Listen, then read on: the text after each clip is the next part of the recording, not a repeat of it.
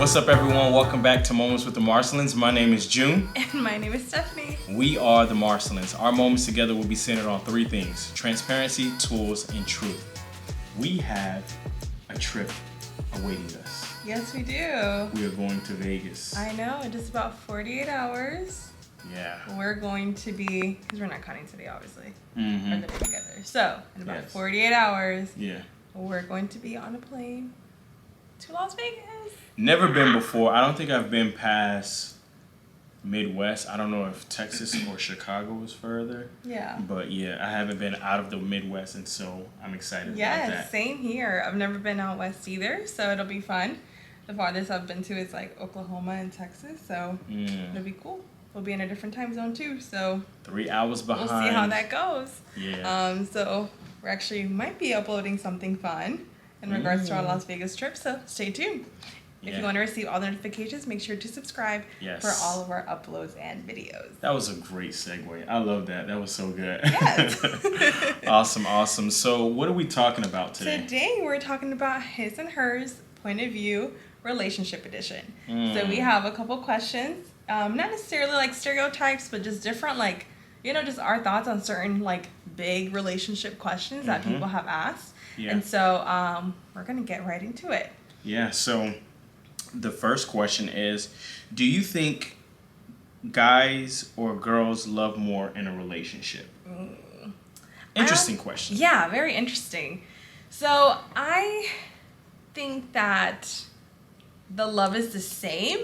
I just think it's probably shown differently. And so I think the first thing that kind of comes to mind is like, if anybody has ever heard of like the love languages, you know, there's like 5 love languages. It's like acts of service, gifts, quality time, Physical touch. and Cool.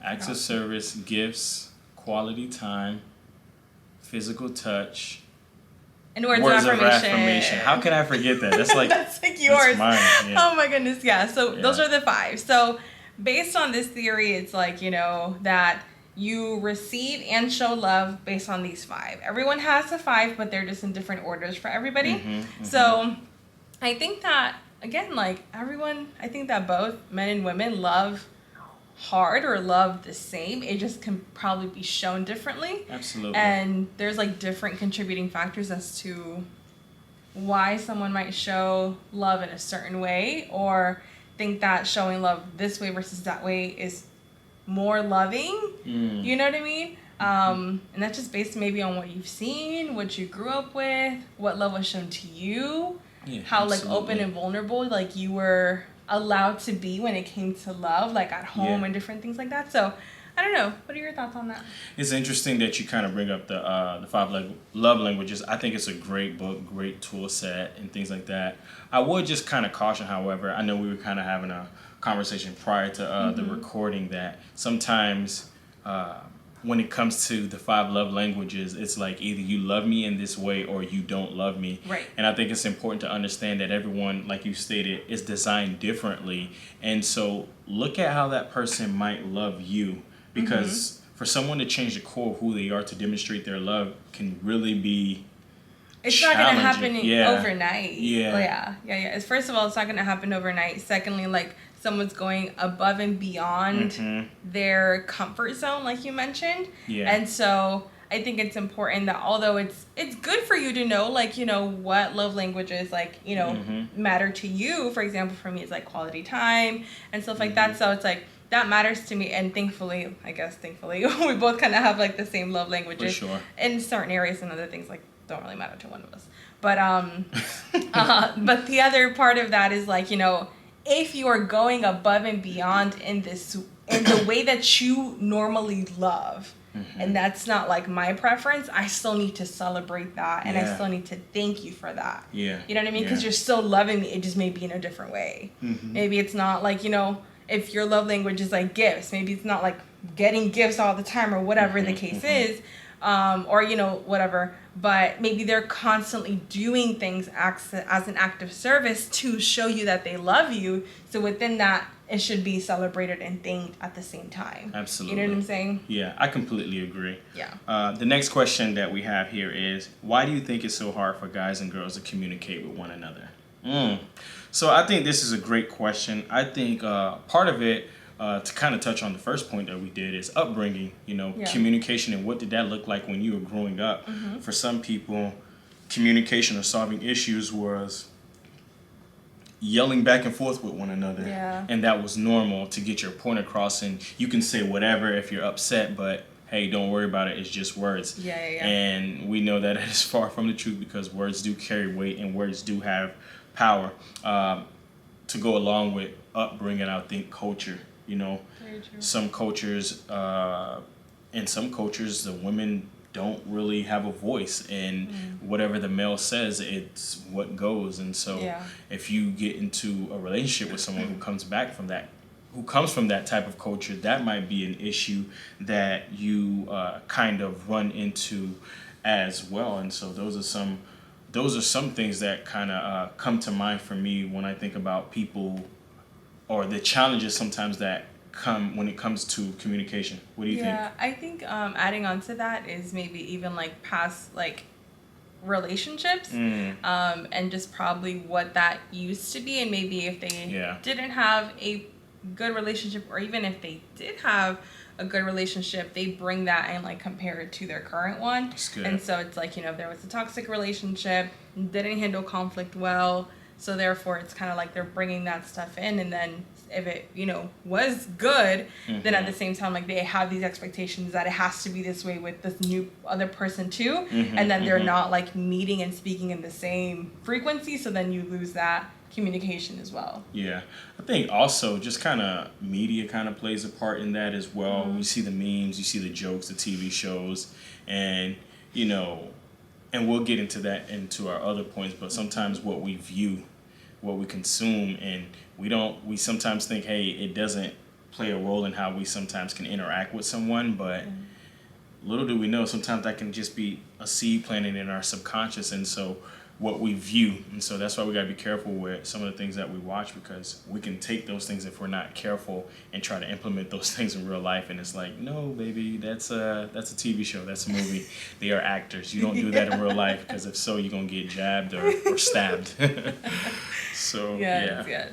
The next one is, what are some challenges of a self-sufficient or independent person when in a relationship? So I want to define what the self-sufficient or independent person means, because we believe there's still autonomy within relationships. Like, Absolutely. you are still your own person, and sometimes like the beginning of every relationship, like, you're trying to make you like the other person, or that chemistry at the beginning can be a little difficult.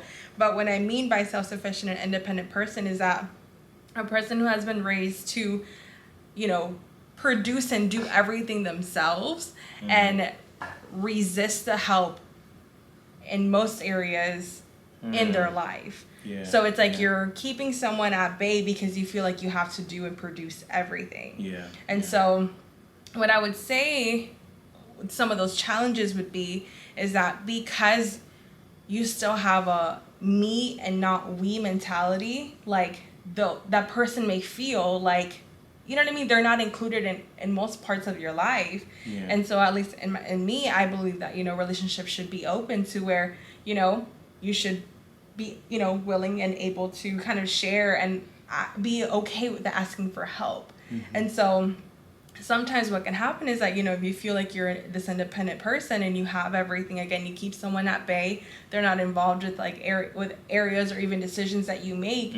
But then secondly, I think is like, and I know I struggled with this at the beginning, was that because you were taught and raised to be independent, you automatically have a hard time asking for help. And it's like, so for me, it was like, I didn't want to seem like a burden to you with certain things, or I didn't want to ask because it showed weakness, quote unquote, and so it's just like, I have to have it all together. I'm going to do it all and whatever. But then I felt like that because I felt like I couldn't show that side of weakness, or I couldn't show that vulnerability because it wasn't desirable or I didn't deserve that. Wow. Does that make sense? Yeah, that's good. So, Steph. at least for me, and so that's why I'm kind of speaking about that. You know, that was my case and like our case. And so, I remember you telling me like, no, like I'm here to help. Like, Yeah. tell me what is it that you need. And it was the simplest things like, can you go pick that up for me? Like I'm running late for class, like or whatever. Or you know, even with work or like, hey, can you pick up dinner on the way home and like whatever. Yeah, for sure. And so here I am like scrambling left and right to just get things done. And it was because I didn't think that my vulnerability was desirable or, you know what I mean? Or honestly, like, Yeah. you know what I mean? I don't know. So it was just challenging. Like, Yeah. what would you say, I guess, on the receiving end of like that? Yeah, you bring up a good point because I think that kind of ties into our previous point that we made about communication and, you know, just the struggle in that, just not being clear with one another. Because it's interesting because on one hand, you felt like, you know, you were undeserving of it or you didn't want to be a burden. But for me, when you were like that, it made me feel like useless to a degree, you know, and I was offended because as a man you want to help and you want to provide, and I championed that from the beginning that you were independent. I celebrated that, but there was another side of it. It's like, okay, like we're in this together, we're a team, and I didn't want you to take that messianic complex where it's like you get so overwhelmed, and here I am, I'm available to help and assist, but you're not accepting it. And so there are times where I would be frustrated. I'd be like, oh my God, Lord, help me with this girl. And so from my aspect, it you know, before that was kind of worked out, I felt like, man, like, let her be in a relationship with herself. She don't need me, you know? Like, why am I here, you know? You know, we're in this together. Like, we both have voices. We're both, you know, like you stated, we're both our own individual personalities and things like that, but we come together, you know. Teamwork makes the dream work. And so I think it's important to you know, to be independent, to be self-sufficient, not having to depend on that. You know, we've talked about this in previous episodes of the parent-child relationship, and so both of you, if you're in a relationship, need to be on that same frequency, on that same level to, in the event, God forbid, something happens to her, I can step in, and vice versa. But at the same time, saying, hey, it's okay to get the help. It's okay to work together and collaborate. Yeah, I think that was one of the hardest things for me for accepting that, like the self-sufficient or independent. It's just like you were raised like that and like you were like that for so long that it's like that's all that you knew. And so stepping into a healthy relationship, you know, with us, it was like, I deserve that help. You know what I'm saying? Like it was okay. There was nothing wrong. That's that healthy relationship. And so that kind of like ties into one of like what we spoke about a few minutes ago, is like, you know, sometimes the past relationships is kind of like that's just maybe how it was, and so you're carrying certain patterns and certain expectations into new relationships. But then when you realize like, oh no, I was in a toxic relationship before, like that didn't work out. So now in a new relationship, like I need to do something different in order for it to work. And like you're willing and able to want to help me, let me take the help. You know what I'm saying? Yeah, for sure. And that's why communication is so important. So important. Like it's that foundation. We hit on that all the time because it's just it's something you constantly work on. You constantly work on. How can we get better? How can we listen better? How can we actively listen? How can we repeat what one another is saying and making sure that we're clear on the same basis, because it's so easy to kind of misconstrue things and get a misconception and things like that. But it takes work and time and takes effort to listen and to just be able to communicate effectively. So the next question is, can a relationship work just on love alone? That's a great question. I would say no. Love. I'm sorry. I know, and this is, and we're gonna go further into the media aspect, but this is why when we talk about relationships, and you know, people would like to believe that love alone is going to save a relationship. No, but it takes work and it takes effort. Two people can love each other, but they may not be a good fit for one another. They may not be a good fit for one another because love by itself is not going to save a relationship, but it's going to take two individuals being able to have, effective communication, and to be able to do it, because some relationships, people love each other, but it's toxic. It's horrible. I think about the wisdom literature. Solomon says that it's better to live on the corner of a roof than to live in a house with a quarrelsome wife. And so this is a man who knew a thing or two about relationships. The man had he had the experience. 700 concubines, 300 wives, like the crazy. And so, as he's writing, just kind of reflecting on his life, he's just saying love itself is not gonna be able to just kind of handle it. What are your thoughts on that? Yeah, no, I mean, love alone, I think it's, love is a choice. So, that is an important component of a relationship, like you choosing to love this person every single day. But there's other things that, need to happen in order for it to be fruitful. And for you to, kind of live exceedingly above. You know what I mean? Not just like making it through, but exceedingly above. And so I know that sometimes, like, when I've been guilty of it, but, stepping into any relationship, like, people have good qualities and you think that these qualities kind of, will produce this at some point in life. And so that's kind of like you looking for like this potential, you know what I mean? Like what this could be, you know what I mean, in the future, but you don't notice what it is today. And so we're not guaranteeing change, you know what I'm saying? And so, if I'm seeking the qualities of who you are today, can I stay in this relationship? Yeah. You know what I mean? Is there is that person willing and able to be open and adaptable to change and be, you know what I mean? Like, can grow and everything like that. I think that that's important as well. But potential potential is great, but I think patterns absolutely need to be like observed, so it's like, what are they doing like on a daily basis? Like, what does that look like? Because that's more of your reality. For sure. I think we do that oftentimes, where it's like we see the potential but we overlook the patterns, and we need to make sure that potential is great, but also pay attention to patterns. I think sometimes the movies play such a role, TV shows, literature, social media, and they make it seem like everything is going to last on the strength of love. And while love is great, it takes more than just love to sustain a relationship. And oftentimes it creates this false narrative, and then women sometimes see men as projects. And so it's like, okay, I want you to be everything that this individual is in this movie. And it's like, sister, don't hold a man on a pedestal.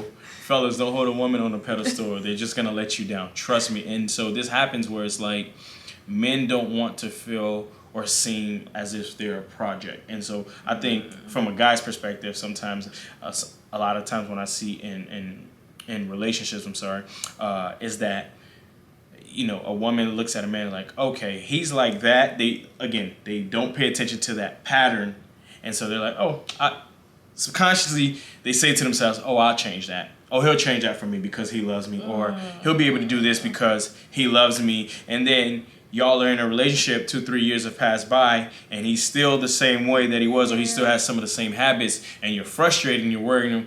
Okay, you're worried about, okay, why hasn't this changed? Like, this was supposed to change. It's like, no, girl, like, you didn't have a realistic expectation, and these things weren't communicated clearly. And so a man is not a project. Yeah. So the next question is, why do you think it's hard for men and women to commit in a relationship? So I think first of all would probably be that, some people in today's society, don't value, being in a committed relationship. Everyone, I think, has their own preference when it comes to that. It can also be related to like even past experiences and things that they've gone through. Maybe they've at least for women, it can even be like, they just kind of got out of a serious relationship and they don't want anything serious right now. Yeah. But what do you think in regards to that, in regards to like a man's point of view?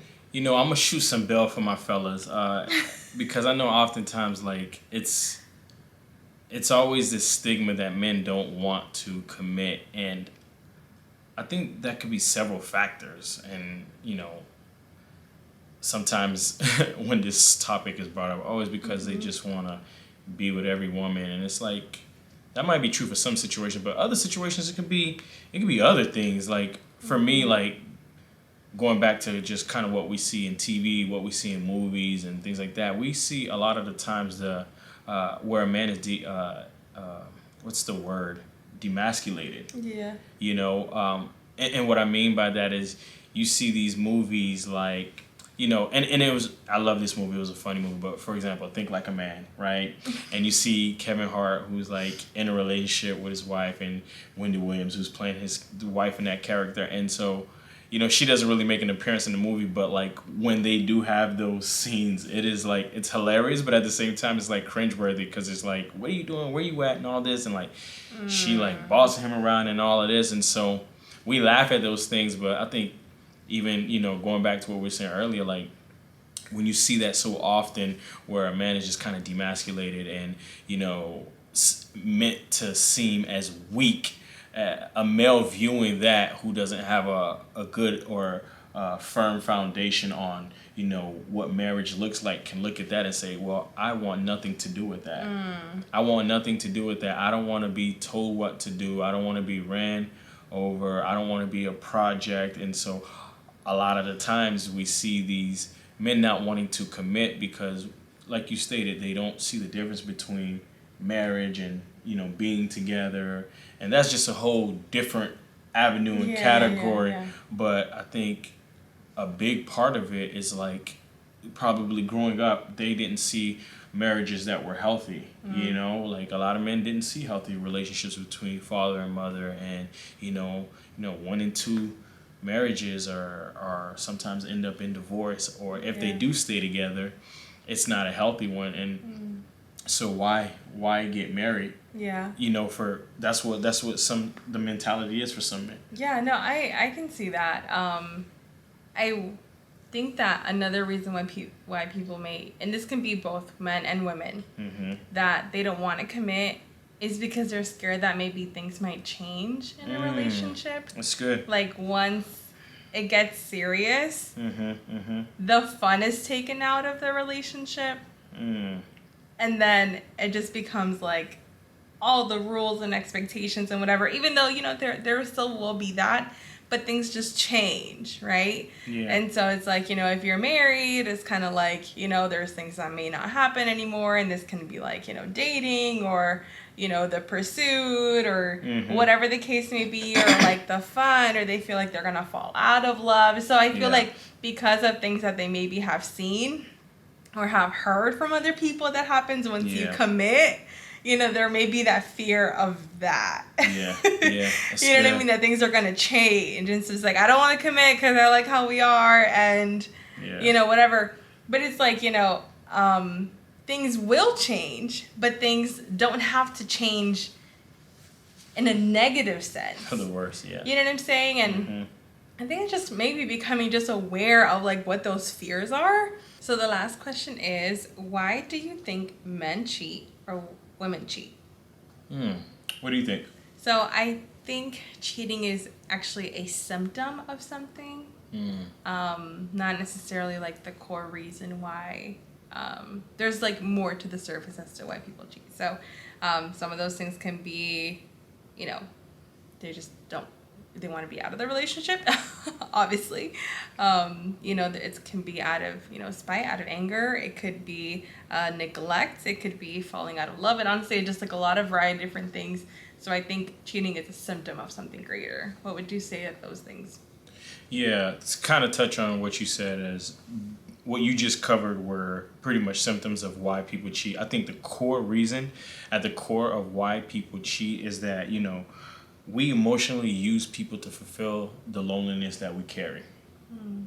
People cheat because we, we emotionally use people to fulfill the loneliness that we carry. When you think about addictions, whether it's substance abuse, whether it's pornography or cutting or any type of addiction, any type of vice, when you look at it, at the core reason is there's an emptiness that is there. There's a void that is there that we are trying to fulfill. So on one hand, we've demonstrated that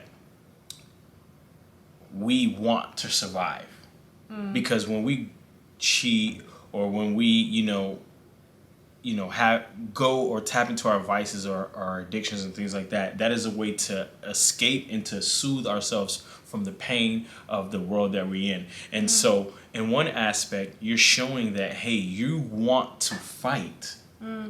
So, it's interesting, but we're just going about it the wrong way. Or an unhealthy way. Yeah. Or an unhealthy way. Yeah. And so that void is only going to be filled through Jesus. So that's why a man or woman can cheat, and for that moment, there's that high that, oh man, this felt great, this was cool, this was good. But then when that high kind of settles down, when you're not doing that thing that you're addicted to and things, when that goes down, then you're left feeling with that same void that you once had prior to you committing that act. And so at the core reason of it, we are using people or using vices to fulfill the loneliness that we carry. And the only way that that void is going to be complete or filled is if we give it to Jesus, per se. And that's why we're each created with a void. We talked about it before. We all want certain things in life. We want to be loved. We want to love someone. We need a life project. We're meant for community. Yeah. And so anytime where that is threatened, where we feel like, oh my goodness, I'm in this by myself, we typically tap into our vices. That's so good. So good. Well, I hope that you found these questions and answers beneficial. This was the first His and Her Perspective Relationship Edition. If you do have any questions that you would like for us to ask or answer, feel free to let us know. You'll find all of our information down in the description box on how you can get in contact with us. Thank you again for tuning in. Y'all be easy. Stay safe out there. Take care. God bless. And much love.